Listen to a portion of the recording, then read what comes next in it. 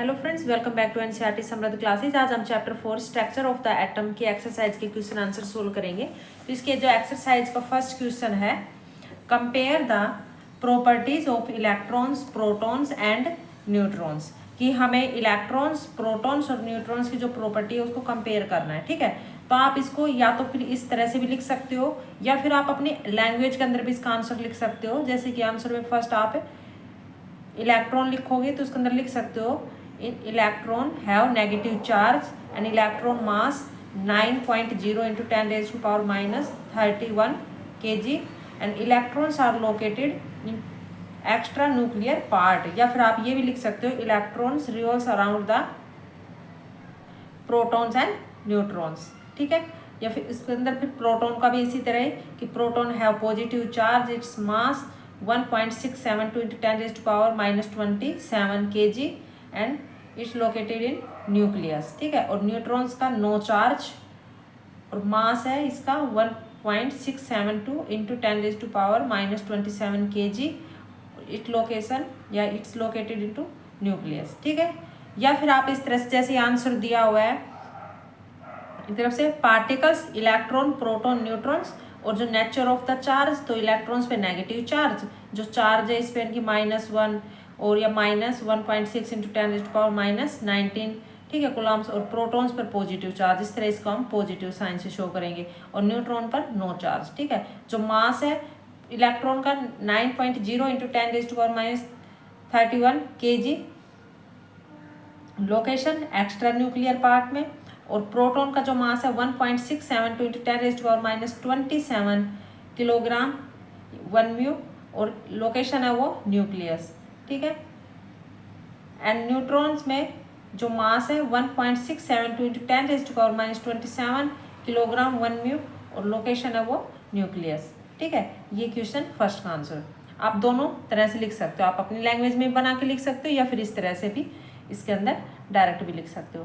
Next है question second, what are the limitation of J Thomson model of the atoms. यानी J Thompson जो model दिया था atom का, तो उसकी क्या लिमिटेशन थी। ठीक है, तो आंसर में लिखेंगे J Thomson attributed mass of an atom due to electrons and protons. ठीक है, which are evenly spread throughout the atom, or this did not corroborate with observation of Rutherford, who concluded that mass is concentrated in a very small space later called nucleus।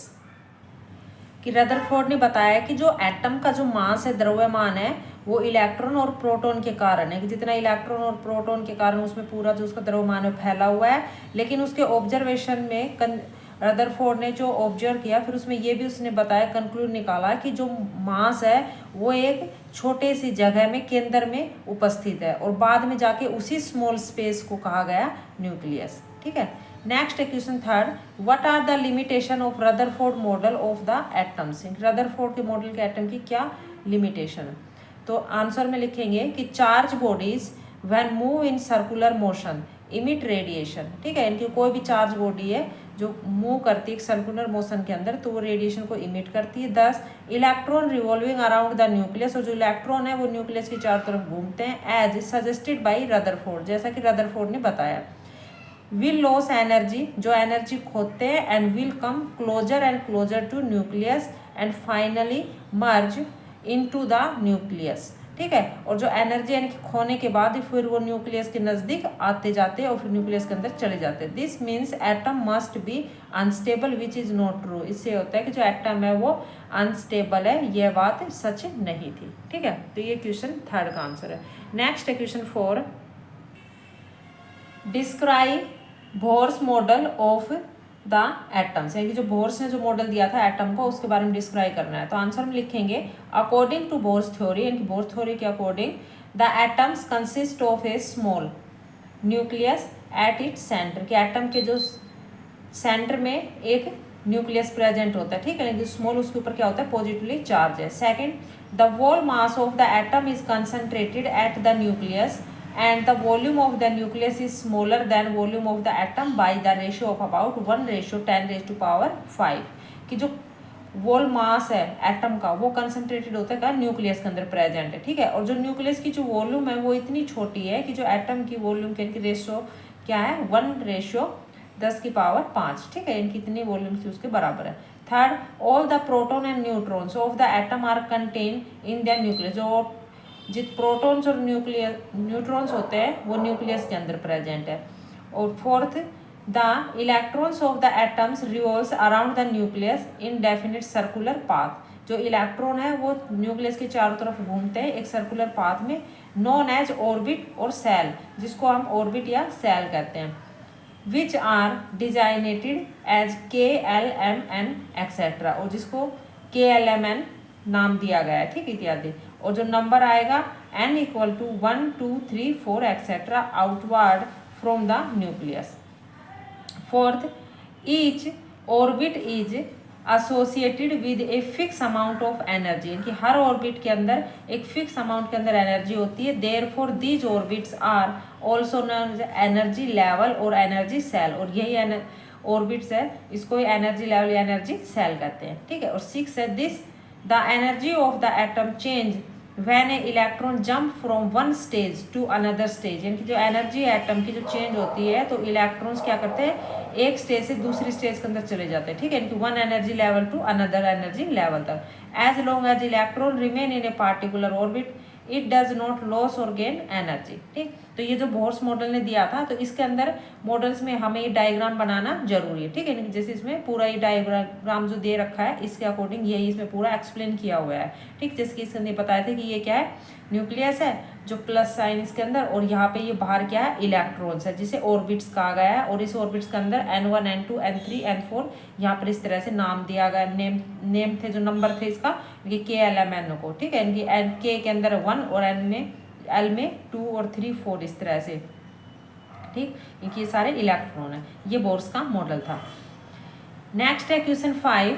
Question 5 के अंदर compare all the proposed model of an atom given in this chapter, यानी कि जो भी इस chapter के अंदर model दिए हुए थे इन सबको कंपेयर करना है जो भी प्रपोज किए गए थे यहाँ पे, ठीक है, एटम के। तो फर्स्ट मॉडल है कि J.J. थॉमसन, ठीक है। J.J. थॉमसन ने कि since discharge tube experimental suggested the presence of negative charge particle in A atom, कि जो इसने डिस्चार्ज ट्यूब से एक्सपेरिमेंट किया तो सजेस्ट किया था कि जो एटम्स के अंदर नेगेटिव चार्ज पार्टिकल्स प्रेजेंट होते हैं, ठीक है, which is neutral. Negative charge particles present होते हैं और विच इज न्यूट्रल, जो न्यूट्रल है। J.J. Thomson suggested that electrons are embedded in a sphere of positive charge. अब J.J. थॉमसन ने क्या कहा था कि जो इलेक्ट्रॉन्स है वो एम्बेडेड है एक जो पॉजिटिव चार्ज के बाहर है, ठीक है, जैसे घूमते हैं। नेक्स्ट है E. रदरफोर्ड ने जो मॉडल दिया उसके अकॉर्डिंग कि alpha rays scattering experiment on gold foil suggested that all the positive charge is located in a very small space. किसने अल्फा रेज स्कैटरिंग जो एक्सपेरिमेंट किया था गोल्ड फॉइल का, तो इसने सजेस्ट किया था कि जितने भी जो पॉजिटिव चार्ज है वो लोकेटेड होती है कि स्मॉल स्पेस के अंदर, which is 10⁻⁵ time the radius of an atom. और therefore Rutherford gave a model in which electrons are revolving around the nucleus. और फिर रदरफोर्ड जो मॉडल दिया उसके अकॉर्डिंग जो इलेक्ट्रॉन है वो न्यूक्लियस के चारों ओर चक्कर लगाते हैं, घूमते रहते हैं, ठीक है। नेक्स्ट है नील बोर्स कि जो हमने जो बोर मॉडल पढ़ा था इसके अनुसार, since charge body moving in a circular motion emit radiation this will lead to loss of energy of the moving electron and ultimately giving unstable model of atom। किसने कहा था कि जो चार्ज बॉडी है वो सर्कुलर मोशन के अंदर की जो मूविंग करती रहती है जो रेडिएशन को इमिट करती है, ठीक है। इसके अंदर किसी भी चार्ज बॉडी जैसे इलेक्ट्रॉन है वो सर्कुलेट करते रहते हैं, और इसके अंदर कहा था कि जो अपनी एनर्जी को लॉस कर देते हैं तो जो इलेक्ट्रॉन होते हैं वो मूव कर जाते हैं, और ultimately giving unstable model of an atom. To explain stability of atom and atomic spectra, इसने एक्सप्लेन किया था स्टेबिलिटी ऑफ एटम को और एटॉमिक स्पेक्ट्रा का। बोर ने सजेस्ट किया कि electrons are moving round the nucleus in orbits which have fix energy shell, कि जो इलेक्ट्रॉन मूव करते हैं न्यूक्लियस की चारों तरफ जैसे घूमते रहते हैं यहाँ पर ये, तो इसका जो फिक्स एनर्जी सेल है ये। देयर इज ए लॉस और gain in energy of electron only when it move from one orbit to the other. केवल जो इलेक्ट्रॉन की एनर्जी होती है लॉस और गेन तभी होगी जब वो इलेक्ट्रॉन मूव करेगा, यानी कि एक ऑर्बिट से दूसरे ऑर्बिट के अंदर। ठीक है, नेक्स्ट आता है question 6। Summarise the rules of writing of distribution of electrons in various shells for the first 18 elements. ये जो समराइज करना है हमें, जो कि writing of distribution of electrons की जो स्टार्टिंग के 18 एलिमेंट्स है, तो उसके जो रूल्स के अकॉर्डिंग हम उसको किस तरह से लिखेंगे कि किस ऑर्बिटल्स के अंदर कितने जो इलेक्ट्रॉन्स वगैरह आएंगे। तो आंसर में लिखेंगे following rules are follow to fill electrons in different energy level. First, if n gives the number of orbit or energy level, then 2n square give the maximum number of electron possible in a given orbit or energy level। 10 यानी कि यदि n number दिया हुआ है किसी orbit के अंदर तो एनर्जी लेवल में, तो इसको जो 2n स्केयर करेंगे। ठीक है, किसी भी ऑर्बिटल का हमें लिखना है तो 2n स्केयर होगा, तो उसके अंदर ये क्या होगा, मैक्सिमम नंबर ऑफ इलेक्ट्रॉन का होगा। तो ऑर्बिटल के अंदर हम इसी तरह से फिल करेंगे। जैसे फर्स्ट ऑर्बिटल ऑफ के सेल है तो विल हैव 2n स्केयर। ठीक है, तो इसका मतलब 2 है और n क्या होगा, सपोज करो 1 यहाँ पर हाइड्रोजन है। ठीक है, तो हाइड्रोजन का एटॉमिक नंबर कितना होगा, 1 हो गया, तो 1 का स्केयर करेंगे तो 1 इंटू 2 तो 2, तो कितना आ जाएगा 2 इलेक्ट्रॉन। तो इसके अंदर क्या आएगा कि के सेल के अंदर क्या है 2 इलेक्ट्रॉन आ सकते हैं। ठीक है, सेकेंड ऑर्बिटल एल सेल के अंदर भी इसी तरह से 2n स्केयर, तो 2 इंटू 2 स्केयर। ठीक, इसके अंदर तो यहाँ पे हमने 2 इंटू 2 स्केयर करना है, तो इसके अंदर क्या आएगा 8 इलेक्ट्रॉन। ठीक, इसके अंदर तो यहाँ पे सेकंड के अंदर क्या आएगा 8 इलेक्ट्रॉन आ सकते हैं। ठीक, जैसा कि हमने बोर मॉडल में पढ़ा था, तो यहाँ पे इसने क्या दे रखा था कि नंबर है n1 n2 n3 n4, ये के एल एम एन के अकॉर्डिंग है। के के अंदर 1, एल में 2 और एम में 3 और एन में 4, इस तरह से, तो उसके अकॉर्डिंग ये फॉर्मूला बनाया है। ठीक है, तो सेकंड सेल एल तो 2n स्केयर, तो 2 इंटू 2 स्केयर की 8 इलेक्ट्रॉन, तो एल के अंदर 8 इलेक्ट्रॉन आ सकते हैं। थर्ड ऑर्बिट और m shell will have 2n square equal 2 into 3 square equal to 18 electrons. ठीक है, इनके m सेल के अंदर 18 इलेक्ट्रॉन है। Second rule, if it is the outer most orbit then it should have not more than 8 electron. ठीक है, third, there should be step wise filling of electron in different orbits, यानी कि हम जो fill करेंगे electrons को KLMN के अंदर तो स्टेप वाइज करना है। ठीक है, यानी कि पहले में 2, दूसरे में 8 और फिर 18। ऐसे नहीं कि फर्स्ट में हमने 2 भर दिया तो तीसरे के अंदर हमने 6 भर के या फिर हम तीसरे में फिल करने लगे। जब तक सेकंड के अंदर 8 कम्प्लीटली फिल नहीं हो जाता जब तक हम नेक्स्ट नहीं करेंगे, और फर्स्ट के जैसे 2 कंप्लीट नहीं हो जाता जब तक हम नेक्स्ट फिल नहीं करेंगे। ठीक है, जितने नंबर दिए उतने फिल होने चाहिए। That is electrons are not accommodated in a given orbital if the earlier orbital or cell are incompletely filled। ठीक है, ये था हमारा क्वेश्चन 6 का आंसर। नेक्स्ट है question 7, defined valency by taking example of silicon and oxygen. हमें valency defined करनी है सिलिकॉन और ऑक्सीजन के एग्जाम्पल से। ठीक है, इनकी वैलेंसी क्या होती है और ऑक्सीजन और सिलिकॉन की क्या वैलेंसी होगी। तो आंसर में लिखेंगे the combining capacity of an element is called its valency. ठीक है, the number of electrons present in outer most shell of an atom give its valency, यानी कि जो आउटर मोस्ट सेल के अंदर जितने एटम्स प्रेजेंट होते हैं कि ऑर्बिटल के अंदर जो इलेक्ट्रॉन्स की जो संख्या है वो उसकी वैलेंसी कहलाती है। But if the number of electrons in the outer most shell of an atom is close to its full capacity, then valency is equal to 8 minus the number of electron in the outermost cell। यदि अगर number है electron का outer most cell के अंदर वो पूरा full हो चुका है, यानी कि बंद हो चुका, टोटल हो गए वहाँ पर फुल, तो जो नेक्स्ट है वो इक्वल जो वैलेंसी है उसके अंदर हम क्या करेंगे 8 माइनस कर देंगे। ठीक है, तो नंबर ऑफ वैलेंसी आ जाएगी इसके अंदर। सपोज करो कि आउटर वाले के अंदर हमें कितना फिल करना है 8 फिल करना है, तो अगर हमारा 8 फिल हो गया टोटल तो हम 8 माइनस 8 करेंगे तो कितना आ गया 0। ठीक है, तो ये इसकी क्या होगी वैलेंसी होगी। जैसे यहाँ पे दिखा रखी है कि silicon has 4 valencies electron, silicon की 4 वैलेंसी इलेक्ट्रॉन है, हैंस जो इलेक्ट्रॉन की वैलेंसी 4 है, hence its valency is 4, oxygen has 6 valencies, electron oxygen की 6, therefore its valency is 2, 8 minus 6 because it can gain 2 electron और share 2 electron to complete its or octet, क्योंकि इसके अंदर यहाँ पर 2 इलेक्ट्रॉन को वो गेन करेगा, यानी कि जो 2 इलेक्ट्रॉन शेयर करेगा तो उसका जो है कंप्लीट ऑक्टेट हो जाएगा, जो दिया हुआ है।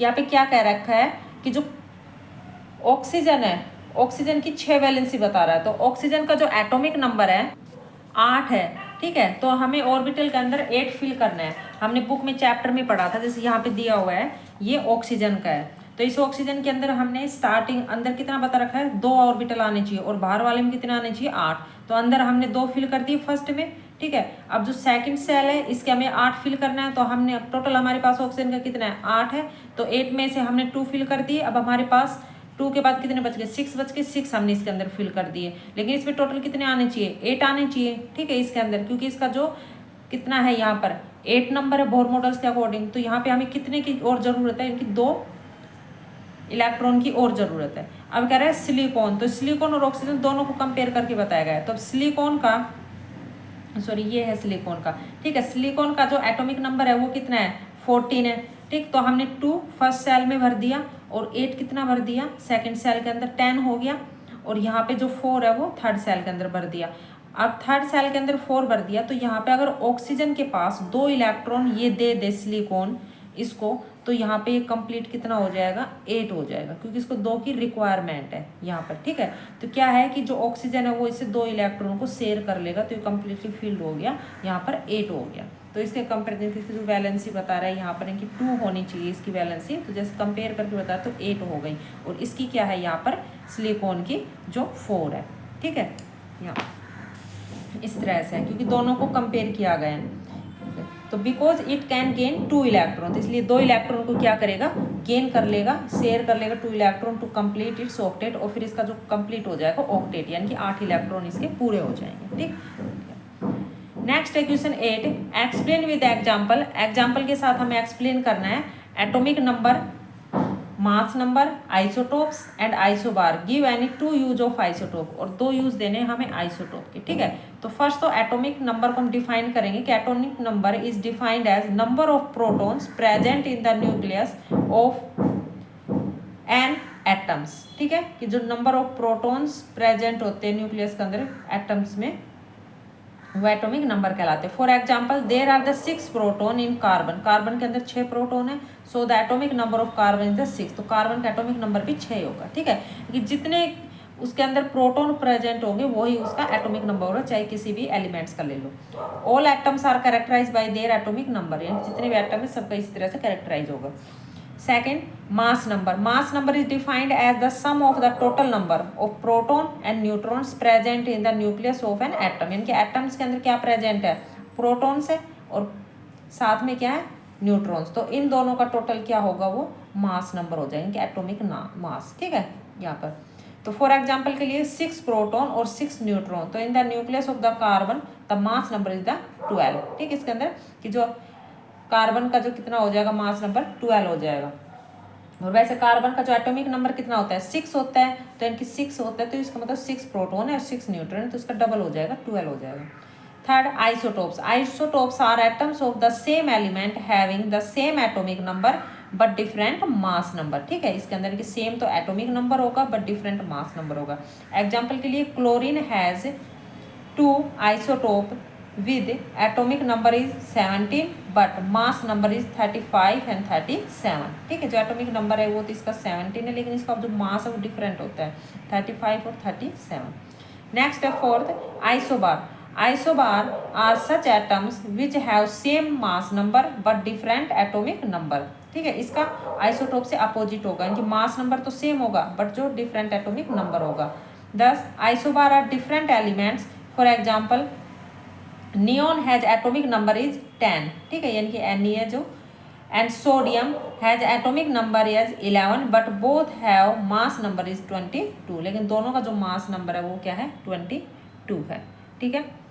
अब यूजेज ऑफ आइसोटोप, आइसोटोप के यूज, तो आइसोटोप ऑफ कोबाल्ट, कोबाल्ट का यूज होता है वो ट्रीटमेंट ऑफ द कैंसर, ठीक है, इनकी CO60 is use in the treatment of cancer. और आइसोटोप ऑफ यूरेनियम, यूरेनियम इनकी U-235 it use as fuel in nuclear reactor, ठीक है, इसका जो यूज होता है न्यूक्लियर रिएक्टर के अंदर। उसी तरह से आप और दूसरे आइसोटोप्स का भी दे सकते हो, जैसे कि हमने बुक में पढ़ा था इसके अंदर चैप्टर में कि कोबाल्ट का हमने बता दिया। आयोडीन, आयोडीन का use in the treatment of the goitre, ठीक है, जो गोइटर डिजीज होती है, बीमारी होती है, उसके अंदर यूज किया जाता है, ठीक है, इनके 3 इसके यूजेस दिए हुए हैं, ठीक। नेक्स्ट है question 9, sodium has completely filled K and L shell, explain, कि जो सोडियम है वो कम्प्लीटली फिल्ड है K और L सेल। तो आपको इसमें एक्सप्लेन करते हैं किस तरह से, ठीक है, इसके अंदर यहाँ पे तो आंसर में लिखेंगे कि the atomic number of the sodium is 11, ठीक है, जो एटॉमिक नंबर है वो सोडियम का क्या है 11 है। हमने चैप्टर में पढ़ा था कि जो सोडियम का एटॉमिक नंबर है वो क्या है 11 है। और ये इसके अंदर पूछ रहा है कि जो सोडियम का जो यहाँ पर कम्प्लीटली फिल्ड है, यानी कि 2 K और L, ठीक है, यानी कि 2 ऑर्बिटल, किस तरह से, क्योंकि इसके अंदर जो 11 है तो फिल हो गए, एक है वो लास्ट वाले में हम फिल कर देंगे। तो the atomic number of sodium 11, so neutral sodium atom has 11 electron, तो इसका मतलब जो 11 इसके इलेक्ट्रॉन आएंगे यहाँ पर।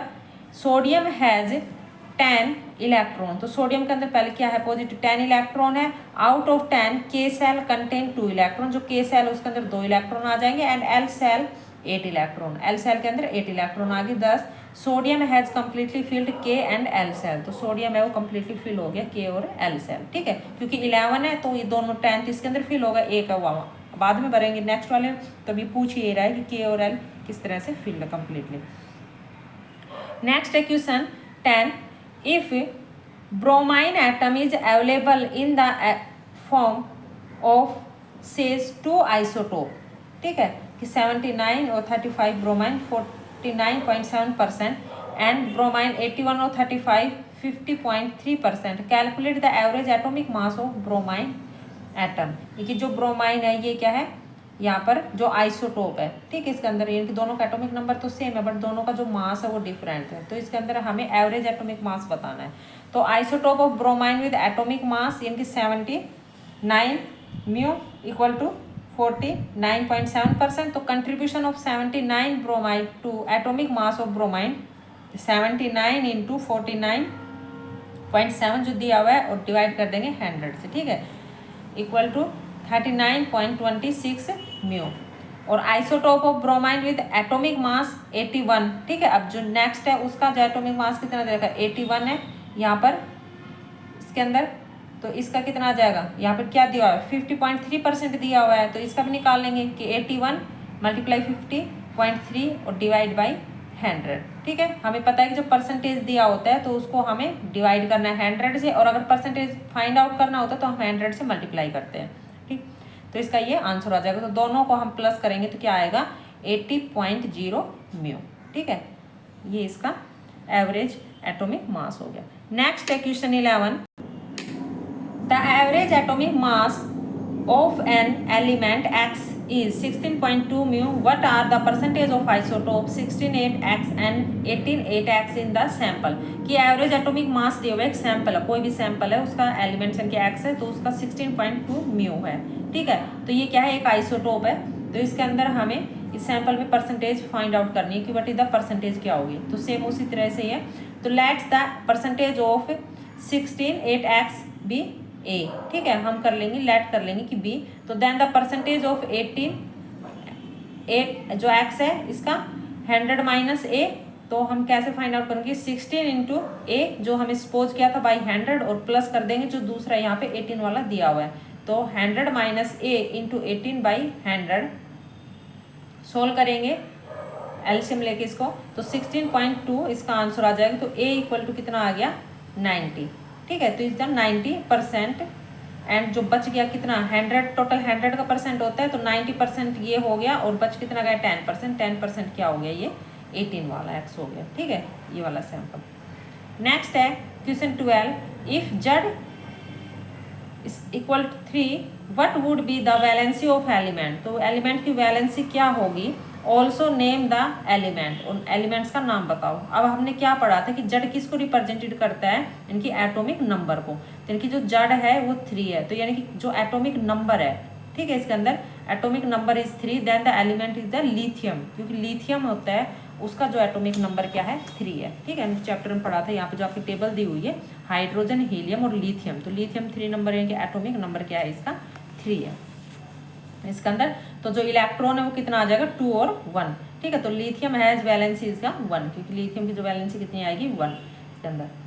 Next 13, composition of the nuclei of 2 atomic species X and Y are given as under. तो यहाँ पर कंपोजिशन बताने में न्यूक्लियस की 2 एटॉमिक स्पीसीज है एक्स और वाई, ठीक है। इसके अंदर तो प्रोटॉन इसके अंदर क्या है, सपोज कर लो कि 6 और 6, तो न्यूट्रॉन भी कितने हैं यहाँ पर 6 और वाई का क्या है 8।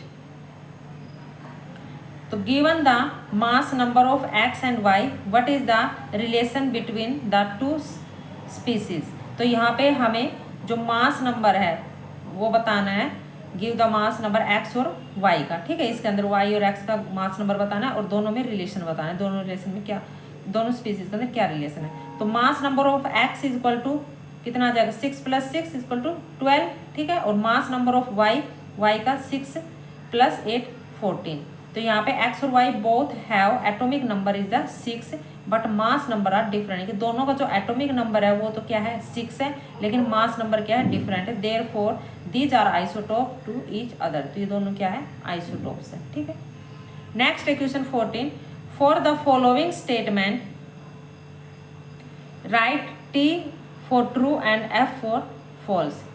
हमें ट्रू और फॉल्स बताना है। तो फर्स्ट है ए स्टेटमेंट कि J Thomson propose that the nucleus of an atom contain only 1 nucleus, ठीक है। जे थॉमसन ने प्रपोज किया था जो न्यूक्लियस है एटम के अंदर केवल एक ही न्यूक्लियस होता है, गलत, ये फॉल्स है, ठीक है। जे थॉमसन ने ऐसा कुछ नहीं बताया। Second B, a neutron is formed by a electron and a proton combining together, therefore it is neutral, तो ये भी क्या है फॉल्स है।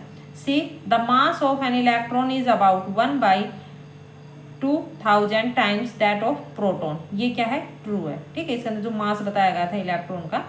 D, an isotope of iodine use for making tincture of iodine which is use as medicine, तो ये है true, क्योंकि आइसोटोप का जो मेडिसिन गोइटर डिजीज के अंदर वहाँ पे यूज किया जाता है, ठीक है इसके अंदर, तो ये ट्रू आएगा। नेक्स्ट है क्वेश्चन 15, इसके अंदर हमें टिक करना है, करेक्ट ऑप्शन दिए हुए है उसके आगे, जो करेक्ट ऑप्शन है उसके आगे टिक करना है ऑप्शन वाइज। तो फर्स्ट 15 का फर्स्ट है, या फर्स्ट 15 के अंदर कि Rutherford tick against the correct choice and cross against wrong choice in question 15, 16 and 17, ठीक है। तो 15 है Rutherford alpha particle scattering experiment was responsible for the discovery of atomic nucleus, ठीक है। इनके एटॉमिक न्यूक्लियस के लिए जो एटॉमिक न्यूक्लियस की डिस्कवरी हुई थी इसके अंदर जो रदरफोर्ड ने किया था, ठीक है। ना तो उसमें इलेक्ट्रॉन का हुआ, ना प्रोटॉन का हुआ और ना न्यूट्रॉन का हुआ। नेक्स्ट है 16, आइसोटोप एंड एलिमेंट हैज, इसके अंदर क्या आएगा सी, यानी कि डिफरेंस नंबर ऑफ न्यूट्रॉन, इसके अंदर डिफरेंट नंबर ऑफ न्यूट्रॉन रहते हैं। 17, number of valencies electron is chlorine ion are, इसमें आएगा 8, ठीक है, कि नंबर ऑफ वैलेंस कितनी होती है 8 होती है। 18, which one of the following is A correct electronic configuration of sodium, sodium की जो करेक्ट इलेक्ट्रॉनिक कॉन्फ़िगरेशन क्या होती है, क्योंकि सोडियम का जो एटॉमिक नंबर है वो क्या होता है 11 है, तो 11 की जो क्या हो जाएगी 281, ठीक है। तो इसके अंदर क्या आ जाएगा 281, ये डी वाला आ जाएगा, ठीक। नेक्स्ट है 19 question, complete the following table, ये टेबल हमें कंप्लीट करनी है। इसके अंदर जो एटॉमिक नंबर दिया हुआ है, mass number, number of neutrons, number of protons और number of electron, number of the atomic जो स्पीसीज कौन सी, ठीक है। तो आंसर में जैसे एटॉमिक नंबर है 9, तो इसका मास नंबर कितना आएगा यहाँ पे 19, नंबर ऑफ न्यूट्रॉन 10 दिया हुआ है, नंबर ऑफ प्रोटॉन कितना आ जाएगा 9 और 9 इसके अंदर इलेक्ट्रॉन आएगा, ये क्या है फ्लोरीन, ठीक है, क्योंकि 9 नंबर पर क्या होता है फ्लोरीन। नेक्स्ट है 16, अब जो 16 के अंदर डबल इसका कि 32 मास नंबर हो जाएगा और 16 न्यूट्रॉन है और 16 इसके अंदर क्या है प्रोटॉन है। ठीक है। और 16 इसके अंदर इलेक्ट्रॉन, तो ये क्या है सल्फर, जो एटॉमिक नंबर है सल्फर का है 16। नेक्स्ट है 12 यानी कि मैग्नीशियम, तो मैग्नीशियम का जो एटॉमिक नंबर 12 है, 12 का डबल 24, ठीक है। और जो नंबर ऑफ न्यूट्रॉन्स का 12, और प्रोटॉन भी 12 और इलेक्ट्रॉन भी 12, ठीक है। नेक्स्ट है फर्स्ट, इसके अंदर यहाँ पर 2 जो दिया हुआ है, और इसके अंदर बता रहा है जो नंबर ऑफ न्यूट्रॉन्स नहीं है, नंबर ऑफ प्रोटॉन, जो नंबर ऑफ प्रोटॉन 1 है, तो इसका मतलब नंबर ऑफ न्यूट्रॉन भी क्या होगा 1 ही होगा, ठीक है। और इलेक्ट्रॉन भी 1 होगा, तो ये तो होता है हाइड्रोजन के अंदर। अब हमने चैप्टर में पढ़ा था हाइड्रोजन, ड्यूटेरियम और प्रोटीनियम, ठीक है, यानी कि उसका जो आइसोटोप के अंदर वहाँ पे ड्यूटेरियम प्रोटोनियम के अंदर, तो इसके अंदर ये क्या है कि 2 दिया हुआ है, तो ये क्या आ जाएगा ड्यूटेरियम, तो इसके अंदर यहाँ पे क्या आ जाएगा 1, ठीक है। और नेक्स्ट प्रोटेनियम की 1, तो इसके अंदर भी क्या है 1, और ये न्यूट्रॉन 0 और 1 प्रोटॉन और 0 इलेक्ट्रॉन, ये आ गया प्रोटीन, ठीक है। इसके अंदर यहाँ पे मास ऑफ नंबर के अकॉर्डिंग हम देख लेंगे, क्योंकि हमने क्या पढ़ा था कि जो मास होता है वो एटॉमिक नंबर का डबल होता है, ठीक है। तो 24 का जो हाफ करेंगे तो कितना आ जाएगा 12 आ जाएगा, ठीक। इसलिए मैग्नीशियम होगा, और 32 यानी कि 16 का डबल है, और 2 यहाँ पर जो मास इसके साथ हाइड्रोजन का हो जाएगा, ठीक है। तो ये हमारा जो चैप्टर स्ट्रक्चर ऑफ एटम के एक्सरसाइज के क्वेश्चन आंसर थे वो कंप्लीट हो गए। I hope you like this video. अगर आपको समझ में आया हो या वीडियो पसंद आई हो तो प्लीज़ लाइक और शेयर जरूर करना। Thanks for watching this video.